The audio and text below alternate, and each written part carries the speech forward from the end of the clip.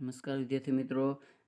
આજના વિડીયોમાં આપણે પોલીસ ભરતીને લઈને જે મોટા સમાચાર આવી રહ્યા છે, બરાબર, એટલે કે પોલીસ ભરતી ક્યારે યોજાવાની છે, કેવી રીતે પરીક્ષા ઓનલાઈન રહેશે કે ઓફલાઈન, બરાબર, શારીરિક કસોટી પહેલાં રહેશે કે MCQ પરીક્ષા પહેલાં રહેશે, બરાબર, તમામ પ્રશ્નોનું નિરાકરણ આપણે આ વિડીયોમાં કરવાનું છે. અને હસમુખ પટેલ દ્વારા જે ઉમેદવારના રોજબરોજ પ્રશ્નો કરવામાં આવતા હતા, બરાબર, એના શું જવાબ હસમુખ પટેલે આપ્યા, બરાબર, એની તમામ ચર્ચા આપણે અહીં કરવાની છે.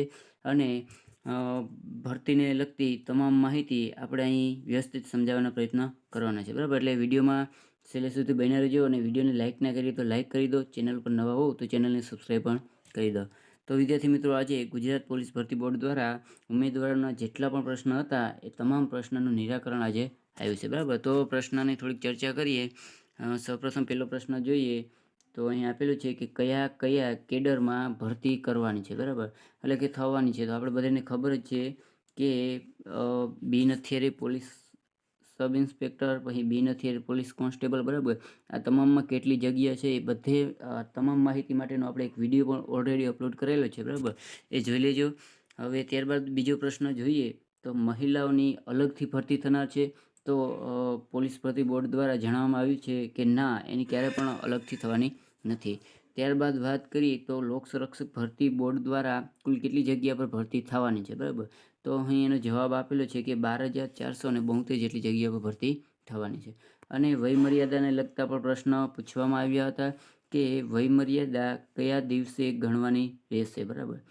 તો અહીં એનો જવાબ આપવામાં આવ્યો છે કે અરજી કરવાનો છેલ્લો દિવસ. ત્યારબાદ લાયકાત વિશેના પણ પ્રશ્નો પૂછવામાં આવ્યા. અરજી કરવાનો છેલ્લો દિવસ, બરાબર, એના પ્રત્યુત્તરમાં અરજી કરવાનો છેલ્લો દિવસ એવું ગુજરાત પોલીસ બોર્ડ દ્વારા જણાવવામાં આવ્યું છે.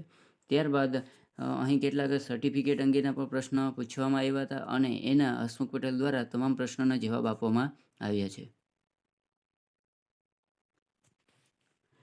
ત્યારબાદ વયમર્યાદાને લગતો પણ એક પ્રશ્ન હતો. તો વયમર્યાદા કેટલી હશે, બરાબર. તો એના માટે અહીં જવાબ આપવામાં આવ્યો કે લઘુત્તમ 18 વર્ષ અને મહત્તમ 33 વર્ષ રહેશે. ત્યારબાદ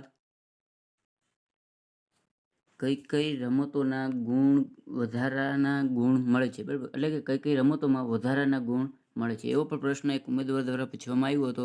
તો અહીં 25 જેટલી રમતો આપી છે, બરાબર, એના માર્ક્સ આપણે અહીં ગણવાના રહેશે. પણ એના માટે અહીં અગત્યની સૂચના આપી છે કે વિધવા મહિલાઓ ઉમેદવારોને પસંદગીમાં અગ્રતા આપવા માટે PSI કેડરમાં મુખ્ય પરીક્ષામાં મેળવેલ તથા LRDમાં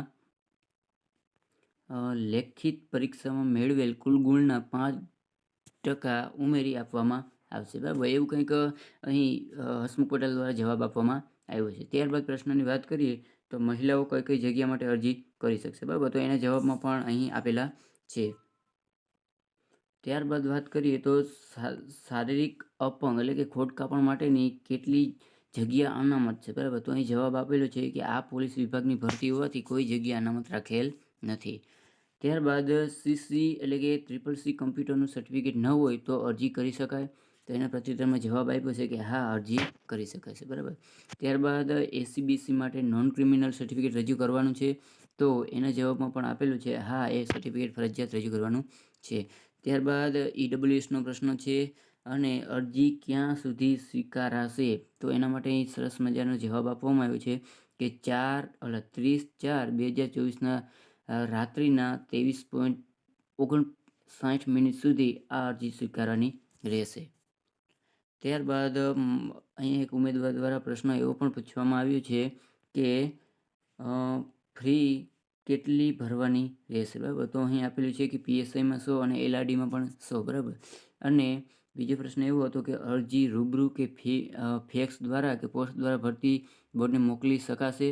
તો એના જવાબમાં આપેલું છે ના, બરાબર, ફક્ત ઓનલાઈન જ અરજી સ્વીકારવાની રહેશે. ત્યારબાદ પ્રશ્ન હતો કે અરજી માટેની ફી ક્યાં સુધી અને ક્યાં ચૂકવવી. તો એના માટે જવાબ આપેલો છે કે અરજી માટેની ફી 7/5/24થી ઓનલાઈન જ ભરવાની રહેશે, બરાબર, એટલે કે 7/5 સુધી ઓનલાઈન જ ભરવાની રહેશે. ત્યારબાદ પુરુષો ઉમેદવારો માટે ઊંચાઈ અને છાતી કેટલી છે, બરાબર. તો એના માટે અહીંયા જવાબ આપેલો છે 162 અને 165 ઊંચાઈ રહેશે અને છાતી પણ અહીં આપેલી છે. એવી જ રીતે મહિલા ઉમેદવારો માટે પણ અહીં આપેલું છે.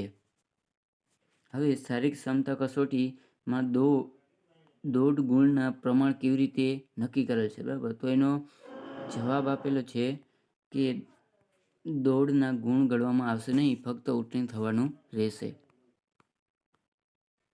ત્યારબાદ અહીં પ્રશ્ન આપેલો છે કે પરીક્ષામાં માઇનસ પદ્ધતિ અમલમાં છે, તો પરીક્ષામાં માઇનસ પદ્ધતિ અમલમાં છે જ. હવે અહીં પેપરની પણ આ પરીક્ષામાં કયા કયા વિષયનો સમાવેશ કરવામાં આવેલો છે, તો પેપરમાં કયા કયા વિષયના પ્રશ્નો પૂછાશે એ પણ અહીં માર્ક્સ આપેલા છે, બરાબર. રિઝનિંગ અને એપ્ટિટ્યૂડ ને વગેરે બધું આપેલું છે. ત્યારબાદ બી પાર્ટમાં ધ કોન્સ્ટિટ્યુશન ઓફ ઇન્ડિયા એટલે કે ભારતીય બંધારણ, હિસ્ટ્રી, જિયોગ્રાફી, કલ્ચર, બરાબર એટલે કે વારસો, ભૂગોળ અને ઇતિહાસ, કરંટ અફેર, જીકે, બરાબર, એન્વાયરમેન્ટ એટલે કે પર્યાવરણ, વિજ્ઞાન, ટેકનોલોજી, તમામ ઇકોનોમિક્સ, અર્થશાસ્ત્ર, તમામ વિષયોને આવરી અને 100 માર્ક્સનું પેપર રહેશે. આ તમામ માહિતી અહીં રજૂ કરવામાં આવી છે. ત્યારબાદ એક ઉમેદવાર દ્વારા એવો પણ પ્રશ્ન કરવામાં આવ્યો છે કે મૌખિક ઇન્ટરવ્યૂ રાખેલ છે, તો જવાબમાં આપેલું છે ના, બરાબર.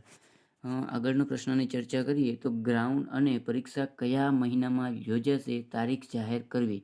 આ પ્રશ્ન મોસ્ટ ટાઈમ કહી શકાય મિત્રો કે પરીક્ષા ક્યારે આવશે, બરાબર. તો ચોમાસા પછી યોજવાની સંભાવના છે એવું અહીં જણાવવામાં આવ્યું છે. હવે પરીક્ષા ઓનલાઈન લેવાની છે કે ઓફલાઈન, એના માટે પણ સરસ મજાનો પ્રશ્ન રજૂ કરવામાં આવ્યો છે, બરાબર. તો પરીક્ષા ઓફલાઈન રહેશે. સીસીની જેમ પરીક્ષા ઓનલાઈન રહેવાની નથી, બરાબર. આ એક જે વિદ્યાર્થીના વધુ પડતા પ્રશ્ન હતા કે પરીક્ષા ઓનલાઈન રહેશે કે ઓફલાઈન, તો એનું નિરાકરણ આજે ફાઇનલી આવી છે, બરાબર. પરીક્ષા ઓફલાઈન યોજાવાની છે એટલે કે સીસીની જેમ ઓનલાઈન યોજાશે નહીં. હા, માર્કશીટ સુધારવા માટે આપી હોય અને હજી સુધી ન આવી હોય તો ફોર્મ ભરી શકાય, તો હા, એના માટે ફોર્મ ભરી શકાય, બરાબર. તો વિદ્યાર્થી મિત્રો હજી એક પ્રશ્ન આપેલો છે કે આંખના નંબર હોય તો ફોર્મ ભરી શકાય, તો ફોર્મ ભરી શકાય, પરંતુ નિમણૂક પૂર્વ મેડિકલ પરીક્ષણમાં પાસ થવાનું રહેશે. તૂટેલા દાંત હોય તો ફોર્મ ભરી શકાશે, તો ફોર્મ ભરી શકાશે, મેડિકલમાં તમારે પાસ થવાનું રહેશે, બરાબર. તો વિદ્યાર્થી મિત્રો આ તમામ પ્રશ્ન પીએસઆઈ અને એલઆરડી પરીક્ષાને લગતા હતા, જે રોજબરોજ ઉમેદવાર દ્વારા હસમુખ પટેલને પૂછવામાં આવતા હતા અને આજે ફાઇનલી એ પ્રશ્નનું નિરાકરણ એટલે કે એના પ્રત્યુત્તર જવાબ આપવામાં આવ્યો છે, બરાબર. તો વિદ્યાર્થી મિત્રો જો વિડીયો ગમ્યો હોય તો વિડીયોને લાઇક કરો, શેર કરો અને ચેનલ પર નવા હોવ તો ચેનલને સબસ્ક્રાઈબ પણ કરો.